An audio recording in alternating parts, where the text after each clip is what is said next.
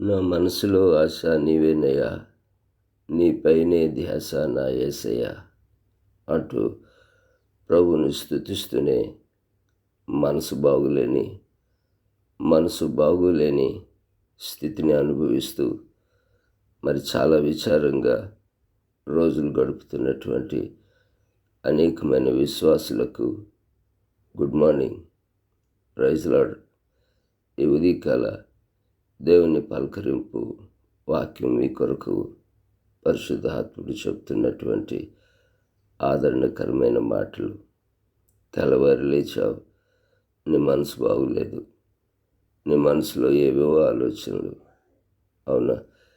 తెల్లవారి లేచిన దగ్గర నుంచి నిద్రపోయిన తర్వాత కూడా నీ మనసు నీకు అల్లకల్లోలంగా అనిపించి అనవసరమైన కలలతో అనవసరమైన భయాలు సృష్టిస్తూ నీలో ఉన్న విశ్వాసాన్ని, నీలో ఉన్న లోకంలో ఉన్నవాని కంటే గొప్పవాన్ని అవమానపరుస్తూ ఉన్నటువంటి దుష్టుని నువ్వు గుర్తించలేకపోతున్నావేమో.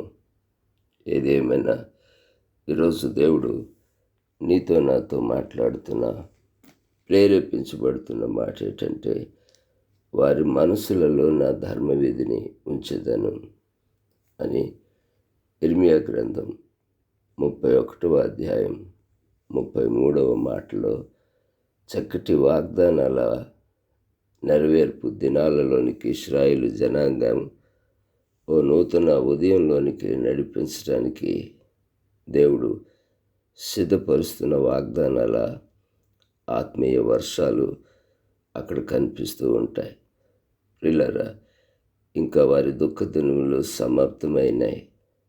దేవుని వాగ్దానాల మరి పరంపర కొనసాగే మంచి రోజులు వస్తున్నాయి. అందుకే మనసు బాగులేదు అన్నవాళ్ళు ఏదేదో చేసేస్తుంటారు. మనసుకి మందు అని ఏవేవో మందులు తాగేస్తుంటారు కదండి. మనసే అన్నిటికీ ప్రాముఖ్యమైంది అంటూ చికాకెత్తుకుపోతూ ఉంటారు. కానీ ఆ మనసుకి కూడా మందు ఉందని, ఆ మందు నిశ కలిగించేది కాదని, కుటుంబాలు రోడ్ల పాలు చేసేది కాదని, కుటుంబాలని మరి దుఃఖాక్రాంతులుగా చేసేది కాదని బైబిల్ సెలవిస్తుంది. దేవుని బిడ్డలారా, ప్రాకారం లేని పట్టణం ఎలాంటిదో తన మనసుని అణుచుకోలేని వాడు కూడా అలాంటి వాడే అని సామెతల్లో చక్కటి మాటలు, మనసు మీద రాసిన మాటలు ఉన్నాయి. ప్రత్యేకంగా మనసులో ఉన్నటువంటి ప్రతి దిగులుకి, ప్రతి కలవరానికి, ప్రతి పిచ్చి పిచ్చి ఆలోచనలకు కారణం ఏంటంటే, వారి మనసులో దేవుని యొక్క ధర్మవిధి లేకపోవడమే. ప్రతి జబ్బుకి కారణం ఉన్నట్లే నీ మనసు బాగులేని దానికి కూడా కారణం ఈరోజు బైబిల్ గ్రంథంలో రాయబడిన ఒక అద్భుతమైన మాట ఏమిటంటే, నీ మనసులో బైబిల్ యొక్క దేవుడైన యేసయ్య ధర్మవిధి లేదు అని డాక్టర్గా యేసయ్య గుర్తించాడు.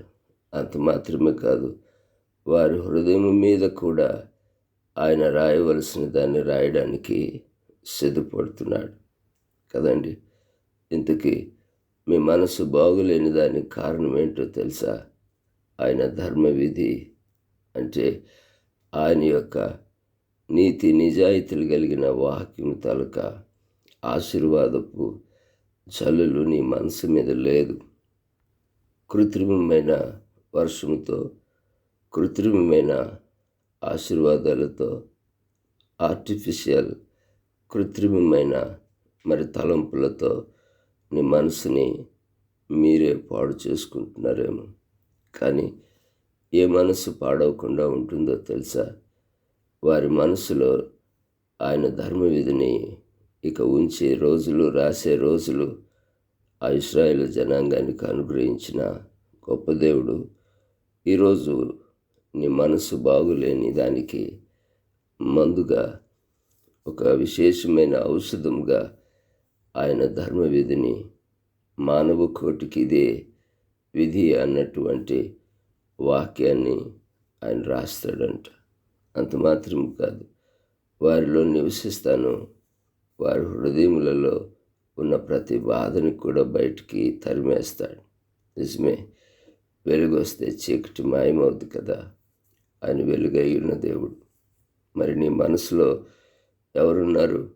ఇందాక అన్నం చూసి నా మనసులో ఆశ నీవేనయ్యా, నీ కోసమే నా ధ్యాస అయ్యా.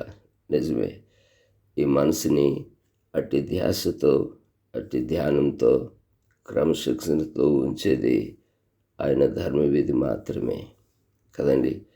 అటువంటి దేవుని యొక్క ధర్మవిధిని నీ హృదయాల మీద ఆయన రాస్తాడు, ఉంచి దాన్ని అద్భుతమైనటువంటి, ఆశ్చర్యకరమైన, దీవెనకరమైన మనసుగా ఆయన చేస్తాడు కదండి. ఊరికే మనసు బాగులేదని పాపంలోకి వెళ్ళిపోకు. ఊరికే మనసు బాగులేదని కుటుంబం మీద పిచ్చి పిచ్చి కేకలు, అరుపులు అరవద్దు. ఊరికే మనసు బాగులేదని చక్కటి ఉదయకాల ఆ ప్రశాంతతను, దేవుడిచ్చిన నా శాంతిని మీకు అనుగ్రహించున్నానన్న దానిని పాడు చేసుకోవద్దు. దేవుని యొక్క వాక్యము, దేవుని యొక్క ధర్మవిధి నీ మనస్సులో ఉండునుగాక అని ఈరోజు ప్రార్థిస్తున్నాను.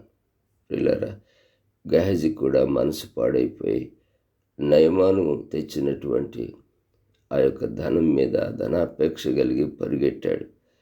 ఫలితంగా నా మనసు నీతో రాలేదా అని ఎలీషా గారి చేత అనిపించుకున్నాడు.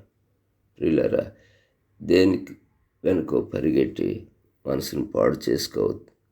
ఎవరి వెనుకతలో పరిగెట్టి మనసుని నరకం చేసుకోవద్దు. యేసు వెంట వెళ్ళు.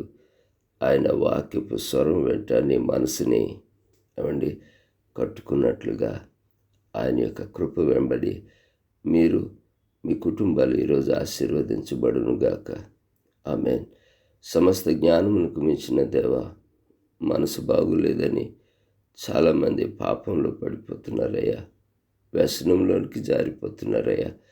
వారి మనసులో మీ ధర్మవిధిని ఉంచి వారిని నడిపిస్తూ, నాయన జలములు కలిగిన చోట, నీళ్లు పారు స్థలములలో శాంతికరమైన జలముల చెంత వారిని నడిపించి, వారి మనసులలో, మా మనసులలో ధర్మవిధిని ఉంచి, మా హృదయాల్లో రాయవలసినన్ని అద్భుతమైన వాక్యమును రాసి నడిపించమని మహిమ ఘనత నీకే చెల్లిస్తూ యేసు నామములో ప్రార్థించి అడిగి పొందుకున్నాం తండ్రి.